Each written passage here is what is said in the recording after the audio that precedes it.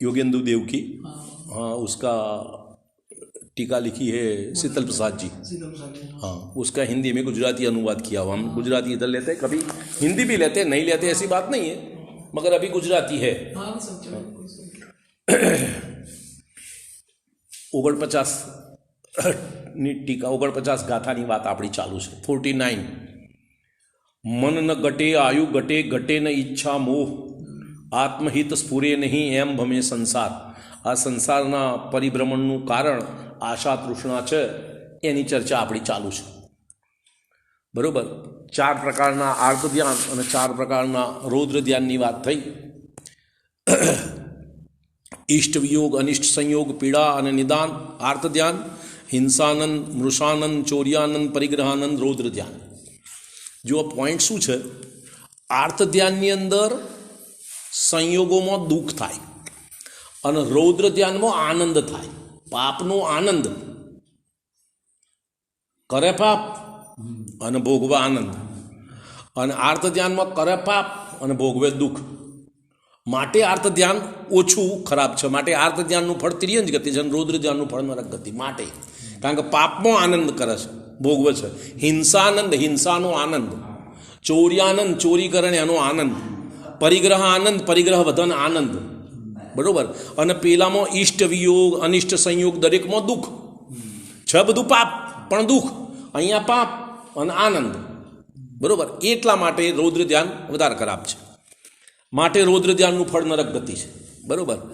હવે મન સ્થિર કરીને મોહી જીવ વિચાર નથી કરતો કે મારું સાચું હિત શું છે। મોહી જીવ એટલો બધો મોહમાં તન્મય છે કે પોતાના માટે વિચારવાનો સમય નહીં। જો આપણે બધા સંસારની અંદર મારી તમારી બધી વાત કરીએ ને, તો આપણા રૂટીનમાં આપણે 2 વાતો કરતા હોઈએ તો શું થાય, હું મારો જે પોઈન્ટ કહું એમાં એવો જ તન્મય થયું કે તમારી વાત જ ના હોભરું, મારી બોલ્યા જ કરું। અડધી મિનિટ 1 મિનિટ થાય પછી મને શોખ લાગે, તારે પાછો વળું, પછી તમારી વાત ચોં સુધી તો ચૂપ જ ના થવું। એવું મારામાં અડધો મિનિટ હોય ને, કોકમાં 1 મિનિટ હોય ને, કોઈ 2 મિનિટ હોય ને, કોઈ તો વાત જ સાંભળવા તૈયાર ના થાય। તો આ બધું શું છે, તીવ્રતા છે, મોહની કશાયની તીવ્રતા છે। હવે એ આપણા પરિણામ છે, તમે જાગ્રત થાવ તો પાછા વળો, ક્યારે થાય? અને જો તમને કોઈ રોકે તો ઝઘડો થાય। તમે જાતે પાછા ના વળો અને કોઈ રોકે, કોઈ તમને અટકાવે તો ઝઘડો થાય, ખ્યાલ આવે છે? હવે આપણા સંસારના વિષયોની વાત વિચારો, સંસારના બધા કારણોમાં મોટે ભાગે આ પ્રમાણે જ બનવાનું, મારું તમારું બધાનું। કોઈ પણ વાત, ગ્રાહક સાથે તમે વેપાર ધંધો કરતા હોય, ઘરમાં કુટુંબની અંદર કુટુંબના વ્યક્તિઓ સાથે કોઈ વાતચીત કરતા હોય, કોઈ વાતની ચર્ચા કરતા હોય, એમાં મારો પોઈન્ટ બોલે જ જવું, સામેવાળાની વાત સાંભળવાની તૈયારી જ નથી હોતી માનસિક। એ જાતનો આવેગ અંદરમાં જાગે છે, એ જે વેગ જાગે છે એ મારો દોષ છે, ખ્યાલ આવે છે? સમજો, તમારું જ્ઞાન જાગ્રત થાય અને એ વેગને જોવા જાણવાનું કામ કરો તો વેગ બંધ પડી જાય। દરેક કશાયનો નિયમ એવો છે કે કશાયમાં જો જ્ઞાન તન્મય થાય તો કશાય તીવ્ર હોય, અને જ્ઞાન કશાયને જોવા જાણવાનું કામ કરે તો કશાય મંદ થઈ જાય। તમે પ્રેક્ટિસ કરીને જુઓ તમારા પોતાના પરિણામમાં, તમને થાય એમાં ન થાય। મેં ગોળનો કટકો તમને આપ્યો, તમને ગળો લાગ્યો તો મને તીખોશી રીતે લાગવાનો છે, મારા પોઈન્ટ સમજમાં આવે છે? તો જે પ્રમાણે જ્ઞાનના જાગવાથી એટલે જ્ઞાનની જાગૃતિથી તમારો કશાય મંદ પડે છે, એમ મારો એમ જ થાય, બીજાનો પણ એમ જ બને, બધા માટે એ જ ન્યાય છે। તો માટે મોહી જીવ છે, વિચાર કરતો નથી, અને કશાયની તીવ્રતા જ્ઞાન જાગતું નથી, એને મૂર્છા કહે છે। પરિણામોને, પોતાના પરિણામને નથી જાણતું એનું નામ મૂર્છા। દુનિયાને જાણે છે કે નથી જાણતું એની સાથે સંબંધ નથી, બરોબર? દુનિયાને જાણે છે કે નથી જાણતો એની સાથે સંબંધ નથી, પોતાના પરિણામને નથી જાણતો એનું નામ મૂર્છા, બરોબર? મોહી જીવ વિચાર નથી કરતો કે મારું સાચું હિત શું છે, એને તો ગાંઠ બાંધી લીધી છે કે બસ આ સંસારના ભોગ ઉપભોગ ને પરિગ્રહનો વધારો થાય ને સંયોગોની અનુકૂળ થાય એ જ શોખ, બીજી કોઈ વાત વિચારવા સાંભળવા તૈયાર જ નથી। જુઓ, આપણા ધર્મની ચર્ચા કોઈક જગ્યાએ થાય ને, કોઈક જગ્યાએ વાત થતી હોય, બધા 10 જણા 15 જણા એમને ઊભા રહ્યા હોય, બેઠા હોય ને વાતચીત થતી હોય, તો અંદર ઘણી વ્યક્તિઓ એવી નીકળે કે આ બધી માથાકૂટ શું, તમે એકલા શું વાત કરો, આખી દુનિયા ચાલે છે ખોટી, તમે એકલા હાચા। હવે કાયદેસર વાત જુઓ તો વિતરાગતાની વાત અથવા કશાયની વાત અથવા ધર્મની વાત કે તત્વ વિચારની વાત કરવાવાળા દુનિયામાં 7 અબજની વસ્તીમાં 7 લાખ નથી. પછી ક્યાંથી વધારાના લાવવાના? આખી દુનિયા તો આ જ કરશે, પણ બધા કરે છે સત્ય એવો નિયમ નથી. બહુમતીથી સત્ય નક્કી ના થાય. બહુમતીથી તમારા મતનું જોર થાય, સત્ય ના થઈ જાય તમારો મત. પોઈન્ટ સમજમાં આવે છે? એટલે સત્ય નક્કી કરવા માટે તો વસ્તુ સ્વરૂપ સમજવું પડે, બહુમતી ના ચાલે. હવે આ પણ સમજમાં ના સ્વીકાર ત્યાં સુધી એ જીવ પોતાની જે આશા તૃષ્ણામાં સંયોગોમાં સુખબુદ્ધિ છે એની પકડમાં જ ચાલ્યો જાય છે. એનાથી આગળ કંઈ એનાથી પાછો વળીને વિચારવા તૈયાર જ નથી. આશા તૃષ્ણાનો રોગ વિષયોનો ભોગ કરતા રહેવા છતાં પણ દિવસે દિવસે વધતો જાય છે. ઘણા જીવોને પાપના ઉદયથી ઈચ્છિત ભોગોની પ્રાપ્તિ થતી નથી. સંસારમાં મારે તમારે બધાને દરેક પ્રકારના ઈચ્છિત ભોગોની પ્રાપ્તિ થાય એવું તો કોઈને નહીં બનવાનું. શું કહ્યું? ચક્રવર્તીને, ભરત ચક્રવર્તી નથી બન્યું, એમની આજ્ઞા બાહુબલીએ ના સ્વીકારી. એમના ઈચ્છાની પૂર્તિ ના થઈ ને. પોઈન્ટ સમજમાં આવે છે ને?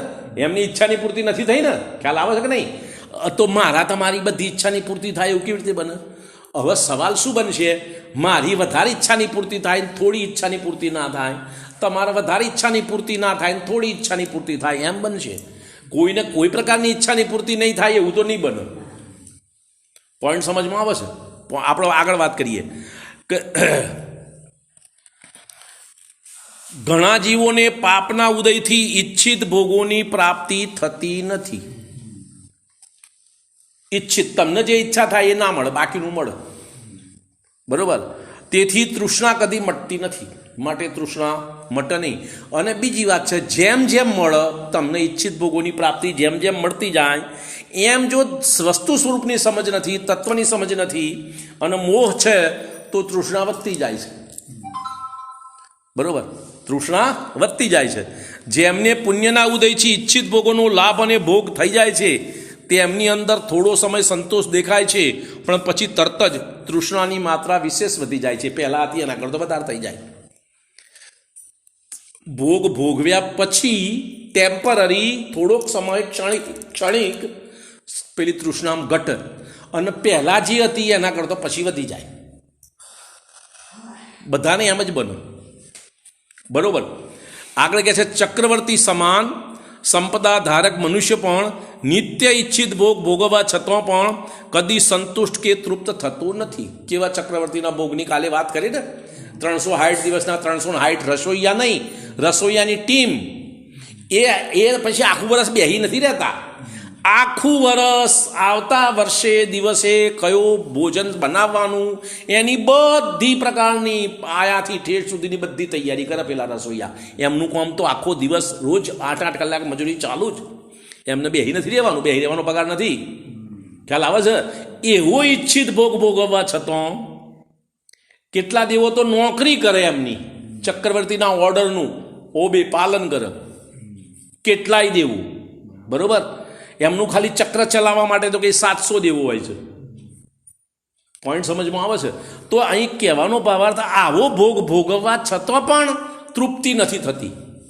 છે ને પેલા ભાઈ નરક ગતિમાં ગયા ચક્રવર્તી, શુભોમ ચક્રવર્તી, બ્રહ્મદત્ત 2 6 ખંડના ધણી ચક્રવર્તી. જો ચક્રવર્તી હોય ને એટલે ભરત ચક્રવર્તીને વધારે સંપદા અને શુભોમને ઓછી એમ નહીં, કાળ ઓછો. હા, સરખી કાળ ઓછો. પેલોને આટલા લાખ પૂર્વ અને અમને આટલા લાખ વર્ષ એમ. ખ્યાલ આવે છે વાત? પણ ચક્રવર્તીના ભોગ સંપદામાં ઓછા વધતા પણ નહીં. હા, સમય ઓછો બસ. શરીર નાનું, કદ નાનું, એ બધું બરોબર, એની ના નથી કહેતું. પણ સંપદા તો 6 ખંડ પૂરો. 6 ખંડમાં એક તસુ ઓછી જગ્યા નહીં માલિકીમાં. ખ્યાલ આવે છે?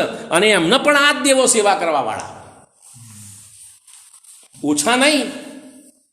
છતોય એમના ભોગની તૃષ્ણા ના મટી તો નરકમાં ગયા. આગળ બીજા 6 ખંડ જીતવા છે. આ 6 ખંડથી આગળ 6 ખંડ જીત્યા પછી આપણે શું કહીએ? 5000 મળે મને સંતોષ. મેં તો નક્કી કર્યું છે કે 5 લાખ રૂપિયા કમાતા થઈએ પછી આગળ ધંધો નથી કરવો. પછી 5 લાખ થાય એટલે થોડું વધાર્યું છે, બાકી આપણે તો કંઈ રસ નથી. ખ્યાલ આવે છે કે નહીં? તો એ તો તમારે થાય છે ને મારે થાય છે, ચક્રવર્તીને થાય છે, તો મારી તમારી શું વાત કરું?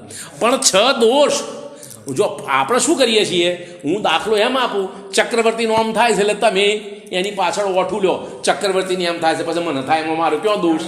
મારો દોષ છે એમ આપણે એમ નહીં, આ મારો દોષ છે ને ચક્રવર્તીનો દોષ છે એમ નક્કી કરો. સમજવાનું એમ છે, બરોબર છે ને? ખ્યાલ આવે છે વાત? બરોબર. તો કહે છે ચક્રવર્તી સમાન સંપદા ધારક મનુષ્ય પણ નિત્ય ઈચ્છિત ભોગ ભોગવવા છતાં પણ કદી સંતુષ્ટ કે તૃપ્ત થતું નથી. જેમ જેમ શરીર જીર્ણ થતું જાય તેમ તેમ તૃષ્ણા વધતી જાય છે. જેમ જુવાન શરીર હોય ત્યાં સુધી તૃષ્ણા ઉપર કાબૂ કરી શકે. શરીર મંદ પડે, જુઓ જેમ શરીર તમારું નબળું પડે ને એમ મને નબળું પડે, ઇન્દ્રિયો તો નબળી પડે, મન પણ નબળું પડે. મન નબળું પડે એટલે તમે વિરોધ પ્રકારના કારણોનો અથવા વિચારોનો સામનો કરી શકો નહીં, આકુરતા વધી જાય. એટલે જેમ વૃદ્ધાવસ્થા આવી જાય, શરીર નબળું પડતું જાય, એમ એમ વેગ વધતો જાય તૃષ્ણાનો. વેગ એટલે તીવ્રતા, બરોબર. અત્યારે દાખલા તરીકે તમે કોઈ ભાઈ પાણી લાવો, પાણી કદાચ 5 મિનિટ મોડું આવો તો ચાલે, પેલાને 1 મિનિટ મોડું ના ચાલે. ગુસ્સો ઘણો કરે, પેલો કદાચ ગુસ્સો કરે તો થોડો કરે, પણ આ ઘણો ગુસ્સો કરે, એમ તીવ્રતા. ખ્યાલ આવે છે? તૃષ્ણાનો વેગ વધી જાય છે. સંસારનો મોહ સદા રહ્યા કરે છે. પરલોકમાં સુંદર ભોગ મળે, સ્વર્ગમાં જાવું, મનોજ્ઞ દેવીઓની સાથે કલ્લોલ કરવું, આવી તૃષ્ણા રાખીને મોહી મનુષ્ય દાન પૂજા જપ તપ સાધુ કે શ્રાવકનું ચારિત્ર પામે છે. આ બધી ઈચ્છાપૂર્વક આ કાર્ય કરે છે. આ સ્વર્ગમાં જવું, મનોજ્ઞ ભોગ મળે, હું સુખી થવું, મારો સંસાર સુધરી જાય, એના માટે આ પૂજા જપ તપ બધું કરે છે. મોહી કોણ? મોહી, આપણે નહીં. ખ્યાલ આવે છે ને? એટલે પછી કે તમે લોકોને ટીકા કરો છો. લોકોને નહીં, આપણી ટીકા કરવાની છે, આપણા લોકોની નથી કરવાની. આપણી ટીકા કરવાની છે. આપણે શું ધરવાનું છે ને? હા, પોતાની વાત છે, બરોબર. મિથ્યાત્વના વિષ્ણુ ત્યાગ કર્યા વિના સંસારનો પ્રેમી જીવ મરીને પુણ્યના ઉદયથી દેવ કે મનુષ્ય તથા પાપના ઉદયથી તિર્યંજ કે નારકી થઈ જાય છે. મિથ્યાત્વનો અભાવ થયા વગર નિયમથી જીવ પુણ્યના ઉદયથી દેવ અને મનુષ્ય ગતિમાં જશે અને પાપના ઉદયથી તિર્યંજ કે નરકમાં જશે. એ તો થવાનું ને. 4 ગતિનું પરિભ્રમણ, 5 પરાવર્તન રૂપ સંસાર તો ચાલુ જ છે ને, એનો તો અભાવ થયો નથી. એટલે 4 ગતિમાં તો જવાનું, આ નહીં પેલી નહીં પેલી, બરોબર. ત્યાં ફરીથી તૃષ્ણાથી પ્રેરાયેલો તે રાગ દ્વેષ અને મોહ કરે છે. જે ગતિ મળી એમાં, જો નરક ગતિ મળી તો પેલાને મારી નાખું, પેલાને કાપી નાખું. દેવ ગતિ મળી તો આટલો ભોગ ભોગવું, આટલો હજુ આટલો એમ. મનુષ્ય ગતિ મળી તો મારા જેવું મોટો કોઈ નહીં. તિર્યંજ ગતિ મળી તો પેલાનો ઓમ છેતરું, પેલાનો ઓમ છેતરું. માયાચારી તીવ્રતા. માયાચારી મારા તમારા નથી એમ નહીં, પેલાને મારા તમારા કરતો તીવ્રતા વધારે છે. દેવગતિમાં લોભ વધારે છે, મનુષ્ય ગતિમાં માનની તીવ્રતા વધારે છે, નરક ગતિમાં ક્રોધની તીવ્રતા વધારે છે. બાકીના કશાયું નથી એમ નહીં, બરોબર. એમ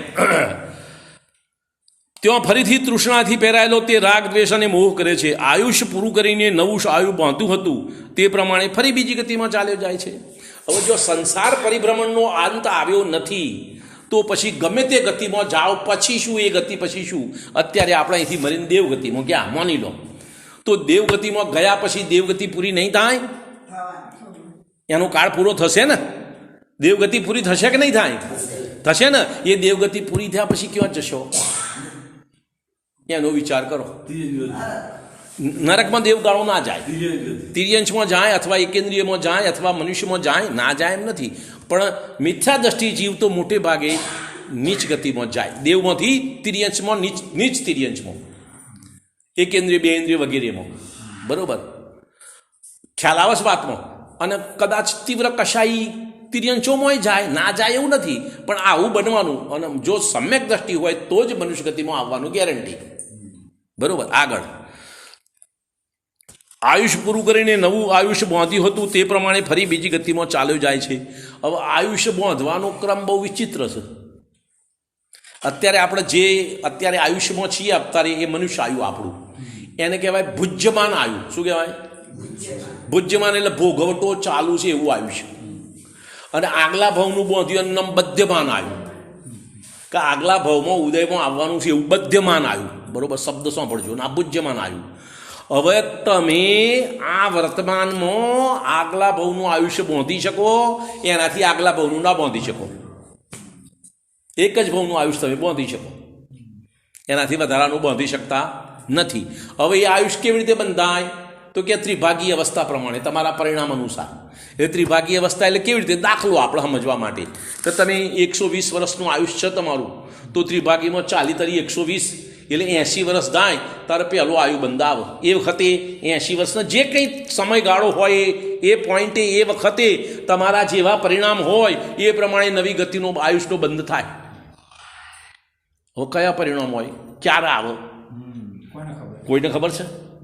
તો ભાઈ કરવાનું શું? પરિણામ જાણવો. આ તો પરિણામનો વિવેક રાખવો નથી, એનો વિચાર કરવો નથી, અને સારી ગતિ જોઈએ છે.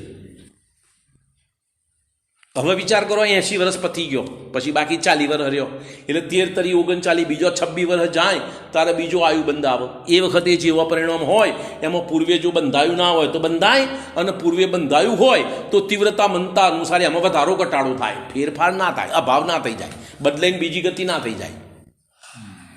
તો 80 ને 26 એકો 6 વર્ષ આવ્યો, એકો 20 વર્ષમાં, પછી બાકી રહ્યો 13 14, બરોબર. તેનો 14નો પછી પાછો ફરતી 5 તરી 15 10 વર્ષ જાય એટલે ત્રીજો આયુ બંધાવ. 7 વખત આયુ બંધ થાય. તો આ ત્રીજો આયો ક્યારે આવ્યો? 80, 26 અને 10 એટલે 106 ને 116 વર્ષે ત્રીજો આવ્યો, અને છેલ્લા 4 વર્ષમાં બીજા 4 આયુ બંધાઈ જાય. હવે પરિણામ ક્યારે જાળવવાની વધારે જરૂર છે? ક્યારે જાળવવાનું? આયુ બંધ એ પ્રમાણે થવાનું છે, શાસ્ત્રની વાત છે. હે, અરે આ આખી જિંદગીની વાત નથી, પણ પરિણામ જાળવવાનો પોઈન્ટ કયો તમારો એની તો તમને ખબર નથી, એનો વિચાર નથી, એનો વિવેક નથી. હવે તમારા આપણે જાત્રાએ જવાનું છે ને ફેબ્રુઆરીમાં અહીં આગળ ભાઈ બુદેલઘાટ, તો અત્યારથી તૈયારી શરૂ થઈ ગઈ. તૈયારી શરૂ થઈ ગઈ ભાઈ, કે ભાઈ આટલું આટલું લાવવાનું, પછી ચર્ચા બિપિનતા લાવવાનું છે, કારણ કે હાર તું આમ કરજે, આપણે આમ કરીશું, આપણે આ પ્રમાણે કરીશું. શું કહ્યું? આ બધી ચર્ચા ચાલે છે ને. આયુબંધની કોઈ વિચાર શું થશે, કયા પરિણામ, કેવા પરિણામ રાખવા જોઈએ, કોઈ વાત વિચારવાની નહીં. આ બુદેલખંડની જેટલું મહત્વ છે એટલું આવતા ગતિમાં જવાનું મહત્વ નથી, અને જોઈએ છે દેવગતિ. એનો વિચાર નથી, એનું ભાન નથી, એનો વિવેક નથી, એની સમજ નથી, એનો સ્વીકાર નથી. એક વાત થોડી છે, બરોબર. આ રીતે અજ્ઞાન અને તૃષ્ણાને કારણે અનાદિથી 4 ગતિરૂપ સંસારમાં ભ્રમણ કરતો આવ્યો છે. અજ્ઞાન અને તૃષ્ણા. અજ્ઞાનનો અર્થ મિથ્યા જ્ઞાન, બરોબર. ક્યારેય જ્ઞાનનો તો અભાવ આ જીવને થાય નહીં. નિગોદમાં અક્ષરના અનંતમાં ભાગનું જ્ઞાનનો ઉગાડ રહે ને રહે જ. પણ અહીંયા અજ્ઞાનનો અર્થ જ્ઞાનનો અભાવ નહીં, અજ્ઞાનનો અર્થ વિપરીત જ્ઞાન, મિથ્યા જ્ઞાન. તો અજ્ઞાન અને તૃષ્ણાના કારણે અનાદિથી 4 ગતિરૂપ સંસારમાં ભ્રમણ કરતો આવ્યો છે. જ્યાં સુધી તે આત્મહિતને નહીં ઓળખે, પોતાનું આત્માનું હિત શું છે, હવે પોતાના આત્માનું હિત સમજવા માટે પોતે આત્મા છે, શરીર નથી એમ નક્કી કરતો આત્માનું હિત. હું શરીર, હું છું, તો બસ શરીરનું હિત ખ્યાલ આવે છે. એટલે શરીર અને આત્મામાં હું આત્મા છું, શરીર નથી એમ નક્કી કરે તો આત્મહિતની વાત. તો કે આત્મહિતને ઓળખે નહીં, સમ્યક દર્શન પામે નહીં, ત્યાં સુધી ભ્રમણ કર્યા જ કરશે. તેથી બુદ્ધિમાન મનુષ્ય પોતાના આત્મા ઉપર કરુણાભાવ લાવીને, કોના ઉપર કરુણા એટલે દયા, કોના ઉપર દયા કરવાની? પોતાની. સ્વદયા ઉત્તમ દયા, અને પરદયા વ્યવહાર દયા, શાસ્ત્રની વાત. શું કહ્યું? સ્વદયા ઉત્તમ દયા, અને પરદયા વ્યવહાર દયા. પરદયા પુણ્યબંધનું કારણ, અને સ્વદયા નિર્જરાનું કારણ, મોક્ષનું કારણ, બરોબર. પોતાના આત્મા ઉપર કરુણાભાવ લાવીને તેને જન્મ જરા મરણાદિ દુઃખોથી બચાવવા માટે ધર્મનું શરણ ધારણ કરવું જોઈએ. હવે ધર્મનું શરણ, શરણ એટલે શું? શરણાગતિ. શરણાગતિનો શું અર્થ? જે આગળથી ઓર્ડર આવે કબૂલ, કોઈ આર્ગ્યુમેન્ટ નહીં, કોઈ દલીલ નહીં, એનું નામ શરણ. શરણ એટલે શું? અને અત્યારે આપણે ધર્મનું શરણ લેવું જોઈએ. ધર્મમાં એમ કહ્યું કે આ ભાઈ આ પ્રમાણે પરિણામ નહીં કરવો જોઈએ, આ પરિણામથી આવું બંધ થાય, એવું કોને કહ્યું? કયા શાસ્ત્રમાં લખ્યું છે? તો શરણ ક્યાં છે? તું તો હોમો થઉં છું. ક્યાં કુદેવને કુદેવ કુગુરુની ભક્તિ નહીં કરવી, છઠ અનાયતનનો ત્યાગ કરવો. ખ્યાલ આવે છે કે નહીં? તો એવું કોને કહ્યું? તો આપણે તો અમે તો આમ કરીએ છીએ, પેલા બધા કરે છે, તારા ધર્મનું શરણ ક્યાં છે? તું તો ધર્મની હોમે છું. શરણ કોને કહેવાય? જે કે આજ્ઞા શિરો માર્યા એનું નામ શરણ. તો કે ધર્મનું શરણ ધારણ કરવું જોઈએ. ધર્મ જ ઉદ્ધાર કરનાર છે, પરમ સુખ આપનાર છે. જુઓ બીજી વાત, તમને સમજ પડતી હોય, તમારા જ્ઞાનમાં આ વાત શાસ્ત્રની વાત સમજાતી હોય તો સમજીને સ્વીકાર કરો, એનો વિરોધ નથી. અને ના સમજાય તો એના આજ્ઞા માનીને સ્વીકાર કરો, એનો વિરોધ ના કરો. શાસ્ત્રનું શરણ એનું નામ છે, ધર્મનું શરણ એ નામ છે. તમને સમજાય તો સૌથી ઉત્તમ વાત. સમજવાનો પૂરો પ્રયત્ન કરો, સમજશો તો તમારો પુરુષાર્થ દ્રઢ થશે. પણ જે ના સમજાય એ વાતનો તો દ્રઢતાથી સ્વીકાર કરો, કોઈ શંકાની વાત ના રાખો. એનું નામ ધર્મનું શરણ નથી. તમે શંકા કરો, એ સમજવા માટે સવાલ કરો, એનો વિરોધ નથી. ના એ તો કહ્યું હોય, પણ પહેલાં જૂના જમાનાની વાત જુદી છે, આજના જમાનાની વાત જુદી. હવે પહેલાં જેવું ધર્મ અત્યારે ના ચાલે. લોકો આવી દલીલ કરે છે. શું કહે છે કે પહેલાં તો આવો સમય હતો, આ પ્રમાણે બધા હતા, અત્યારે તો જમાનો બદલાઈ ગયો છે, એટલે આવો ધર્મ ના ચાલે. કોણ કહે છે? હા, બધા કહે છે ને. અને એમ નથી કહેતો. હા, એ પણ હું તમને બીજી વાત, હા, બધી 1000 પોઈન્ટ, આપણે એક પોઈન્ટની ચર્ચા નથી કરવી, બધા ઘણા પોઈન્ટ્સ આવા. પણ મારો હું બધા પોઈન્ટની સામે એક જવાબ શું છે બોલો. આગળના બધા આચાર્યો, તીર્થંકર, મહાવીર ભગવાન, આપણા છેલ્લા મહાવીર ભગવાન તીર્થંકર, એમના ભાઈ પેલા શું કહેવાય, ગૌતમ ગણધર, એમના પછી આચાર્ય બધા પાઠી, કેવલી શ્રુત કેવલી અને પાઠી અંગપાઠી, અને એ બધા આચાર્યોએ જે વાત કહી, પરંપરા એમના ઉપદેશમાં આવી, એ વાત અનુસાર દર્શન વિરસેન આચાર્યે આ ગોમટસાર આદિની રચના કરી, કુંદકુંદાચાર્યે પંચપરમાગમની રચના કરી, બીજા જીનસેન આચાર્યે પ્રથમાનુયોગની રચના કરી. આ બધી રચનાઓ આચાર્યોએ કરી. અને આ બધા શાસ્ત્રોમાં એમને લખ્યું છે કે તમે સમ્યક દર્શન પ્રાપ્ત કરી શકો છો. તમારે આ પ્રમાણેનો ત્યાગ કરો તો તમે શ્રાવક ગણાવો, આ પ્રમાણેનો મૂળગુણનો ત્યાગ કરો તો સમ્યક દર્શનના અધિકારી છો, નહીં તો નહીં. આટલા 8 મૂળગુણનો ત્યાગ, મદમાસ, મદ દારૂ, મદ એટલે પેલું માખીઓનું મદ એટલે દારૂ, માંસ, પછી 5 ઉદંબર ફળ. કોઈક શાસ્ત્રોમાં 5 ઉદંબર બતાવ્યા છે, બીજામાં બીજી વાત બતાવી છે, પણ આ 3 તો બધામાં કોમન. બરોબર. એ 8 મૂળગુણનો ત્યાગ ના કરો ત્યાં સુધી, સપ્તવ્યસનનો ત્યાગ ના કરો ત્યાં સુધી સમ્યક દર્શન પ્રાપ્ત કરવાના અધિકારી થતા નથી. પછી સમ્યક દર્શન થશે નહીં થશે એ પછી વાત, પણ આટલું તો હોવું જોઈએ. શાસ્ત્રમાં આ વાત કરી. હવે કે અત્યારે આ જમાના પ્રમાણે તો થોડી છૂટછાટ રાખવી જોઈએ, તો શું છૂટછાટ રાખવાની? હવે પોઈન્ટ આપણો અહીં આગળ એ છે કે આચાર્યો જે છે એમને આ ભરત ક્ષેત્રની અંદર, ઐરાવત ક્ષેત્રની અંદર કાળનું પરિવર્તન ચાલે છે. અવસર્પિણી ઉત્સર્પિણી કાળ ચાલે છે. વિદેહ ક્ષેત્રમાં કાયમી ચોથો કાળ ચાલે છે. શાશ્વત ભોગભૂમિમાં મધ્યમ જગન્ય ઉત્કૃષ્ટની રચના છે. આ લોકાકાશની રચના છે. એ બધી એમને ખબર નથી? ખબર હતી ને, એમને ખબર છે ને. અને એમને કહ્યું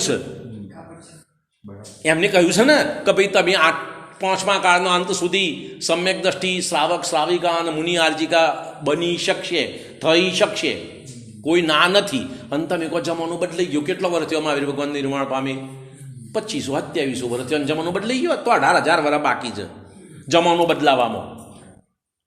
છઠ્ઠો કાળ આવવામાં 21,000 વર્ષ ને, બરોબર. 2500-2700 ગયા તો બાકીના 18,000 વર્ષ બાકી ને. પછી જ કાળ બદલાશે. અત્યારે તમે બદલી નાખ્યું તમારું મન થયું એટલે. તો ક્યાં શાસ્ત્રની વાત માનો છો? અને જ્ઞાની આચાર્યોએ લખેલી વાત છે. આચાર્યો બધા જ્ઞાની છે કે નહીં? ભાવલિંગી સંતો છે. અને એ કહે છે કે તમે આટલું કરી શકો, ના કરી શકો એમ નહીં, પણ મારે નથી કરવું, એટલે મને જે ગમતો હોય એનો આધાર લઉં. બરોબર. અને ગમતા કોણ મળવાના? વિષય ભોગના રસિક. વિષય ભોગના અરસિક માણસો તો ભાગ્યે જ કોક જોવા મળે. બાકી બધા તું 5 ઇન્દ્રિયોના વિષય ભોગને જ વાત કરવાના. બધાના ધર્મનું ફળ જ એ ઈચ્છા છે, પછી બીજી વાત ક્યાં કરવાની? બરોબર. આગળ કહે છે, આ રીતે અજ્ઞાન અને તૃષ્ણાને કારણે અનાદિથી 4 ગતિરૂપ સંસારમાં ભ્રમણ કરતો આવ્યો છે. જ્યાં સુધી આત્મહિતને નહીં ઓળખે, સમ્યક દર્શન નહીં પામે, ત્યાં સુધી ભ્રમણ કર્યા જ કરશે.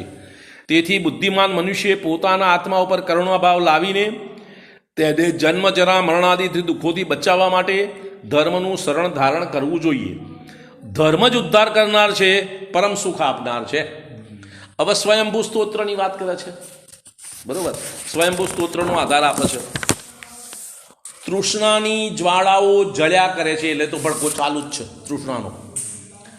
ઈચ્છિત ઇન્દ્રિયોના ભોગ ભોગવવા છતાં પણ તેમની શાંતિ થતી નથી, પરંતુ જ્વાળાઓ વધ્યા જ કરે છે. ભોગ સમયે શરીરનો કંઈક તાપ મટે છે, પરંતુ તરત જ પાછું વધી જાય છે. આમ સમજીને આત્મજ્ઞાની સ્વામી કુંતુનાથ ભગવાન ઇન્દ્રિયોના વિષય સુખથી વિરક્ત થઈ ગયા. એમ સમજીને આ ઇન્દ્રિય સુખથી વિરક્ત થયા. પોઈન્ટ ખ્યાલ આવે છે? કુંતુનાથ ભગવાનનો દાખલો આપ્યો. એક વખતે ભગવાનને એમને એ ધ્યાનમાં આવ્યા, એ બધાનો કોઈ આ ભગવાનનું નામનો કોઈ વિષય નથી એમાં. બરોબર. હવે આત્માનું શાસન, ગુણભદ્ર આચાર્યની રચના. ગુણભદ્ર આચાર્ય શું કહે છે? મનુષ્ય સદાય શરીરને પોષે છે અને વિષય ભોગ ભોગવતું રહે છે.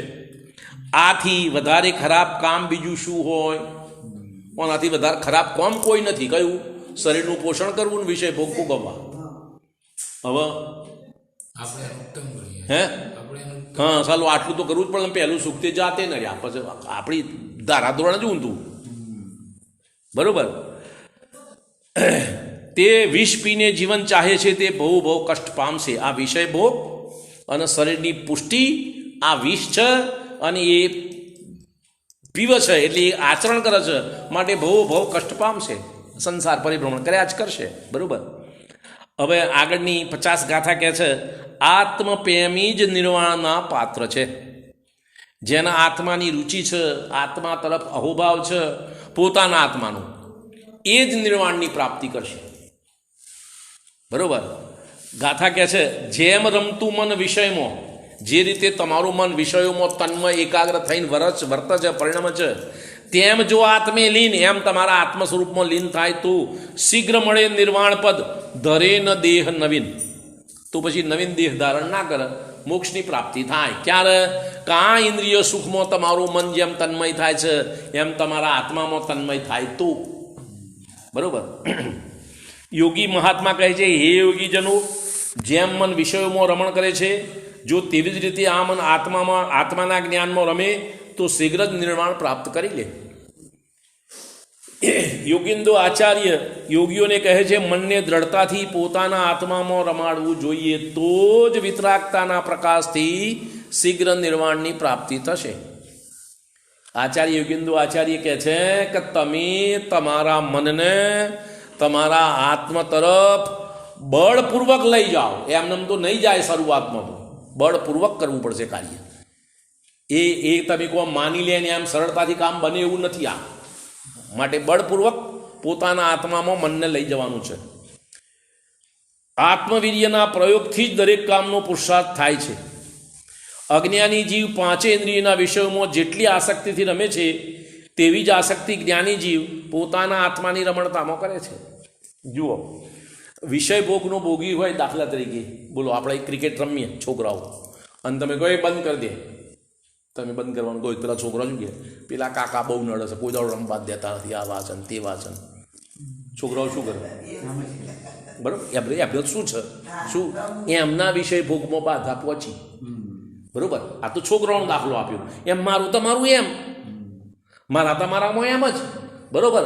તો જેમ સંસારી જીવો વિષય ભોગમાં તન્મયતાથી મનથી જોડાય છે, એમ જ્ઞાની જીવો એવી તન્મયતાથી આત્મામાં જોડાય છે. બેની દિશા ઊંધી છે અને મેળવણી કરવાની છે. બરોબર. ફરીથી બોલું, અજ્ઞાની જીવ 5 ઇન્દ્રિયના વિષયોમાં જેટલી આસક્તિથી રમે છે, તેવી જ આસક્તિ જ્ઞાની જીવ પોતાના આત્માની રમણતામાં કરે છે. વિષયો તરફની આસક્તિથી મનને બિલકુલ ખસેડી લે છે. વિષય તરફની વિચાર તો તમે તમારો પોતાનો વિચાર તો કરો સાહેબ. ટીવી નથી જોવું એમ તમે બંધ કરીને બેઠા કે ભાઈ આપણે ટીવી નથી જોવું, બહુ થઈ ગયું, કલાક જોઈ લીધું, શાંતિ રાખો, બંધ રાખો. પછી એકલા બે હો તો ખરા તમારા મનમાં હું વિચાર થાય છે તો જુઓ. ટીવી કરતા ઉત્તમ વિચાર કેવા થાય છે તો જુઓ. કોણ કરે છે વિચાર? પોતે જ કરો છો ને. કેમ? પ્રેક્ટિસ નથી.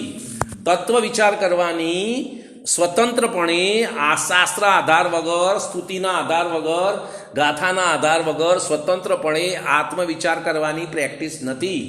એ કરવાની જરૂર છે. કારણ કે આ શાસ્ત્ર તો જ્યાં સુધી તમારી ઇન્દ્રિયો કામ કરે છે ત્યાં સુધી શાસ્ત્ર, પૂજા, દર્શન, જાત્રા વગેરે ત્યાં સુધી ચાલશે. પછી શું?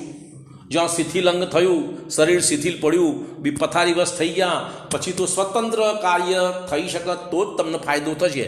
પાછો પેલો વિચાર કરો, આયુષ્ય બંધ છેલ્લા 4 વર્ષમાં 4 વખત આવશે. આ તો 120 વર્ષવાળાના 4 વર્ષ, 80 વર્ષવાળાના તો 3 જ વર્ષ છેલ્લો, એમાં 4 બંધ આવે. હવે એ 3 વર્ષમાં મોટે ભાગે બધા આજાર થઈ ગયા હોય, સ્વતંત્ર રીતે હરીફરી શકતા ના હોય, કોઈ પથારીવશ હોય, કોઈ ચાલી ના શકે, કોઈ સાંભળી ના શકે, કોઈ દેખી ના શકે, બધા 1000 પ્રોબ્લેમ શરૂ થઈ ગયા હોય. અને એ વખતે જો આ સ્વતંત્ર વિચાર કરવાની પદ્ધતિ તમારી પ્રેક્ટિસ હોય તો તમે પરિણામ જાળવી શકશો. તો જાળવશો કેવી રીતે? વિચાર તો કરો. ખ્યાલ આવે છે વાતમાં? બરોબર. સ્પર્શેન્દ્રિયને વશીભૂત થઈ હાથી ઉન્મન થતો જાય છે, પકડાઈ જાય છે, તો પણ વિષયની આસક્તિને છોડતો નથી. હવે 5 ઇન્દ્રિયના વિષયના આ 5 દાખલા. હાથીણી, પેલા હાથીને સ્પર્શ ઇન્દ્રિય, હાથીણીને લાલચમાં એની પાછળ દોડને હાથીણી ટ્રેન કરેલી હોય, એને ટ્રેન કરેલી હોય, શીખવાડેલું હોય. એટલે એ પેલા ખાડો જે બનાવેલો હોય એના પર લાકડા માકીને બધું ઘાસ બાસ બધું બતાવેલું હોય, ત્યાં આગળ આવે અને એ સાઈડમાંથી ખસી જાય અને પેલો સીધો પકડવા માટે સીધો દોડે, ખાડામાં પડીને પકડાઈ જાય. એ સ્પર્શ ઇન્દ્રિયના લાલચમાં. બરોબર. રસના ઇન્દ્રિયના વશ થઈને માછલું જાળમાં પકડી લેવામાં આવે છે. ઘ્રાણેન્દ્રિયને વશ થઈને ભમરો કમળમાં બંધાઈને પ્રાણ આપી દે છે. ચક્ષુ ઇન્દ્રિયને વશ થઈને પતંગિયું દીવાની જ્યોતમાં ભસ્મ થઈ જાય છે. કર્ણેન્દ્રિયને વશ થઈને હરણ જંગલમાં પકડાઈ જાય છે. આ જીવોને ઇન્દ્રિયોના ભોગમાં જેવી આસક્તિ હોય છે તેવી જ આસક્તિ જ્ઞાનીએ આત્માની રમણતામાં રાખવી જોઈએ. આવી પકડ આત્મા તરફ હોવી જોઈએ. તો બીજી વાત સાંભળો, તમારે મારે બધાને કોઈને કર્મના ઉદયો કોઈને એક સરખા ના હોય. મારે ના હોય ને તમારે ના હોય. જ્ઞાની હોય, મિથ્યા દ્રષ્ટિ હોય, સમ્યક દ્રષ્ટિ હોય, કોઈ પણ હોય, કોઈ દાડો એક સરખા ઉદયો ના હોય. એટલે દાખલા તરીકે મારી બુદ્ધિ પ્રમાણે મને અનુકૂળ ઉદયો છે, જે કંઈ અનુકૂળ ઉદયો છે એમાં થોડા આંતરે કાળદા ગેપમાં 1 દિવસે, 2 દિવસે, 4 કલાકે, 6 કલાકે, મહિને, 15 દાડે વિપરીત ઉદય આયા જ કરે. હવે વિપરીત ઉદય આવે એના આપણે બીજા કોકનો દોષ છે એમ કહીને એના પર ગુસ્સો કરીએ છીએ. હવે કરવાનું કામ શું છે? જ્ઞાનીએ શું કરવાનું છે? આ વિપરીત ઉદયમાં મારા પરિણામ કેટલા જળવાયા, કેવી રીતે જાળવું એની પ્રેક્ટિસ કરવાની છે. વિપરીત ઉદય તો આવશે જ. વિપરીત ઉદયમાં કરવાનું શું છે? ઉપયોગને જાળવવાની પ્રેક્ટિસ કરવાની છે. દરેક વખતે એક સરખા વિપરીત ઉદયો ના આવે. અને જેમ વૃદ્ધાવસ્થા આવતી જશે એમ વિપરીત ઉદયો તીવ્ર આવશે. બધા માટે એક જ ન્યાય, મારા તમારા બધા માટે. જેમ વૃદ્ધાવસ્થા આવશે એમ પ્રતિકૂળતા વધતી જશે. તો અત્યારથી તમે આ પરિણામ જાળવવાની, તમારા વિપરીત ઉદયોમાં પરિણામ જાળવવાની પ્રેક્ટિસ કરી હોય તો અંતકાળે તમે પરિણામ જાળવી શકો. જાદુ મંતરનું કામ નથી, અહીં લાલચનું કામ નથી. હિન્દુ ધર્મ પ્રમાણે મહારાજ કરી આલે અને બ્રાહ્મણ કરી આલે અને ભગવાન કરી આલે એવી વ્યવસ્થા જૈન માર્ગમાં નથી. તમારે જાતે જ કરવાનું છે, કોઈ કરી શકશે નહીં. બરોબર. આ કહે છે આ જીવોને ઇન્દ્રિયના ભોગોમાં જેવી આસક્તિ હોય છે તેવી જ આસક્તિ જ્ઞાનીએ આત્માની રમણતામાં રાખવી જોઈએ. દિવસ રાત આત્માનું સ્મરણ કરવું જોઈએ, આત્માનો જ સ્વાદ લેવો જોઈએ, વિષય કશાયનો સ્વાદ ન લેવો જોઈએ. એટલે એમાં તન્મયતાપૂર્વક, તન્મયતાનો અર્થ અહીં આગળ છે આસક્તિપૂર્વક નહીં લાગવું. તમારા જે યોગ્ય ભોગ ઉપભોગ હોય સંસારના, તમારા પદને યોગ્ય એ બધાને ભોગવો એનો વાંધો નથી. આ ભોગવવાની છૂટ છે એમ ના સમજો, આ ભોગવવાનું કાર્ય મારું દોષ છે એમ સમજો, તો એની પકડ ઘટે. બરોબર. આત્માના રસમાં એવા રસિક થઈ જવું જોઈએ કે માન અપમાન લાભ અલાભ સોનું કે કતીર સ્ત્રી પુરુષ જીવન મરણ દુઃખ સુખમાં સંભાવ રાખવો જોઈએ. જુઓ સાંભળો, પેલો ભંગારીઓ તમારા તો ભંગાર લેવા આવે ને, ભંગાર લેવા આવે ને તમારે તો પૂંઠાવાળો આવે, ડબ્બાવાળો આવે, પતરોવાળો આવે, લોખંડવાળો આવે, પ્લાસ્ટિકવાળો આવે, તો તમે તુંકારો કરીને બોલાવો એને. શું કરો છો? એ પેલું લઈ લેજે, પેલું વજન કરી લેજે. બરોબર વજન તેને કર્યું, મને જોવા દેવું પૂરે, ખોટું તારું વજન જોવા દે. પેલો કે નાના સાહેબ જોઈ લો, નાના સાહેબ જોઈ લો, નાના સાહેબ જોઈ લો. તમને સાહેબ સાહેબ કરો. બરોબર? કેમ આટલો બધો અપમાન સહન કરે છે? લોભવશ. શેના વશ? લોભવશ કરે છે ને. હવે એના ઘેર જાઓ, એનો છોકરો કોક બોલ્યો સારું ખોટું, એના ઘેરથી કોક સારું ખોટું બોલ્યા, એના કુટુંબવાળા કોક સારું ખોટું બોલ્યા, આવી જાઓ તમે કોણ નું કોણ. તારે અહીં શું વાંધો હતો તો શું વાંધો આવ્યો? હે, અહીં શું વાંધો આવ્યો તો શું વાંધો આવ્યો? ફરથી બોલું, ખ્યાલ આવ્યો તમને? કે માન અપમાન લાભ અલાભ સોનું કે કથિર સ્ત્રી પુરુષ જીવન મરણ દુઃખ સુખમાં સંભાવ રાખવો જોઈએ. હવે એ સંભાવ નથી રહેતો, અહીં તો લોભના કશાયમાં રાખ્યો હતો. પોઈન્ટ સમજમાં આવે છે? તમારા તો ભંગાર લેવા આવ્યો, તમારા તુંકારા અને તમારો અવિશ્વાસ ને બધું સહન કરો છો, એ તો લોભવશ. ખ્યાલ આવે છે? તો એમ નહીં, સંભાવથી સહન કરો. લોભવશ સહન કરો એનો નામ ધર્મ નથી. બરોબર? જેમ ધતુરો ખાનાર દરેક જગ્યાએ પીળો રંગ દેખે છે, તેવી જ રીતે આત્મપ્રેમી દરેક જગ્યાએ આત્માને જ દેખે છે. શુદ્ધ નિશ્ચય નહીંથી તેને જેવી રીતે પોતાનો આત્મા પરમાત્મા રૂપ શુદ્ધ દેખાય છે, તેવી જ રીતે દરેક આત્મા પરમાત્મા રૂપ શુદ્ધ દેખાય છે. જ્ઞાનીને બધા આત્માઓ શુદ્ધ દેખાય છે. તમારા દોષના દોષ સમજે છે, નથી સમજતો એમ નહીં, પણ તમારા તરફ દ્વેષ નથી કરતો. ભાઈ તમને જુઓ, જે જ્ઞાનીઓ હોય ને, તમે જ્ઞાનીઓના સંપર્કમાં આવો ને તો તમારા દોષ હોય ને તો શાંતિથી તમને કહે, તુષ્કાર ના કરે, તુષ્કાર ના કરે, તોછડું ના બોલો. જ્ઞાનીઓની સિસ્ટમ દરેક, જો આપણા પેલા અમાયનવાળા શું નામ, રવિન્દ્રજીનો પ્રસંગ મેં તો યુટ્યુબ ઉપર જોયેલો છે. આપણે તો રૂબરૂ મળ્યા એક વખતે જોયા હતા સ્ટેજ ઉપર, એટલું જ. આપણે રૂબરૂ કંઈ સંપર્ક નથી એમનો. તો કોઈ પણ વ્યક્તિનો કંઈ પણ દોષ હોય તો શાંતિથી કહે, ભાઈ આ ખોટું કરો છો તમે, એમની ભાષામાં. એ તો હિન્દી બોલો, હું તો ગુજરાતી બોલું છું. આવું ના થાય, બીજું કશું નહીં. તો તોછડું નહીં, કોઈ જોર નહીં, શાંતિથી વાત. અને આપણે આમ કરું છું, તને ભોન નથી, આમ ના થાય, તેમ ના થાય, કેટલા વાત ને કેવો ટોણા. ભૂલ તો તમે કરો છો ને એ કરે છે, બીજો એ ભૂલ કરે છે.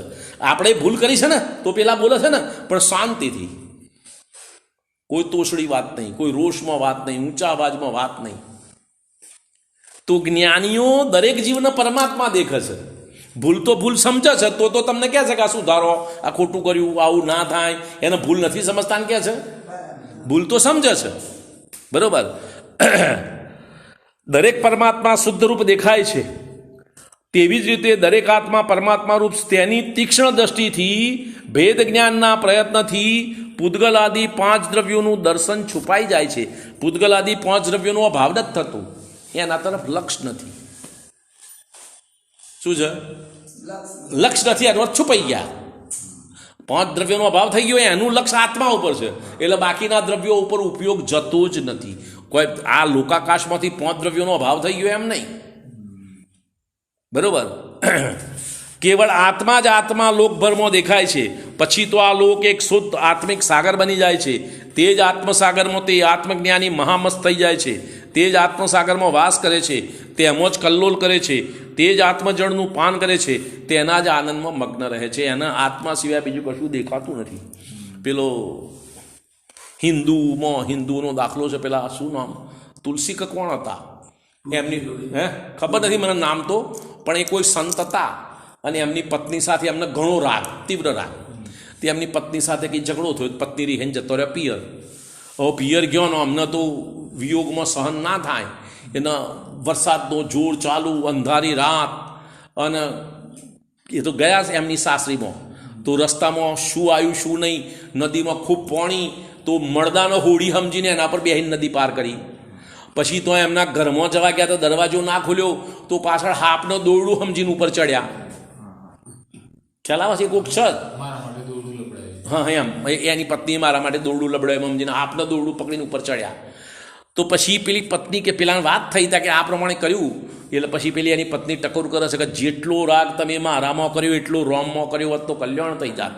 એ દિવસથી એમને આ સંસાર છોડી દીધો અને સંત થઈ ગયા. હિન્દુનો દાખલો સાથે તો એને બીજું કશું દેખાતું નથી પત્ની સિવાય. નદીમાં મળદું છે એના પર બેસી ગયો હોળી સમજીને, એવો ગોંડો સંત થયો તો કાંઈ ગોંડો હતો, પણ રાગની તીવ્રતા હતી. આપણી દશા એવી છે રાગની તીવ્રતામાં, અને જ્ઞાનીઓની દશા એવી છે કે એમના બધા જીવો જ્ઞાની દેખાય છે, કોઈના ઉપર રોષ થતો નથી. બરોબર એમ શું હું તું બે જ્ઞાની છીએ, સિદ્ધ સમાન તો કઈ અપેક્ષા એ, પણ કઈ અપેક્ષા એ શું છે? જુઓ સાંભળો, આ સમજવાની વાત છે. દ્રવ્ય અપેક્ષા એ મારો તમારો બધાનો આત્મા શુદ્ધ છે, અને મોક્ષ અને સંસાર બે પર્યાય અપેક્ષા એ છે, દ્રવ્ય અપેક્ષા એ નથી. શું છે? મોક્ષ અને સંસાર બે પર્યાય અપેક્ષા એ છે. તો પર્યાયમાં મારા સંસાર છે કે મોક્ષ? સંસાર. એની કબૂલાત ના હોય તો એનો અભાવ શું કરવા કરવો છે? મારી પર્યાયમાં સંસાર છે કે નથી? છે એમ કબૂલ છે તો આનો અભાવ કરવાનો. જો મારી પર્યાયમાં સંસાર જ નથી તો મારા મોક્ષનો પ્રયત્ન ક્યાં કરવાનો રહ્યો? માટે તો દ્રવ્ય દ્રષ્ટિની વાત છે. બધા જીવો સિદ્ધ સમાન છે, પણ જ્ઞાનીને પેલા દોષ જણાય છે, પણ એમનો રોષ નથી થતો, કારણ કે જ્ઞાની આત્મા જણાય છે. અને તમને જ્ઞાની આત્મા જણાતો નથી, એકલા દોષ જ દેખાય છે, એટલે તમને રોષ થાય છે. આટલો ફરક. બરોબર. સમય થઈ ગયો છે, આગળની વાત કરો.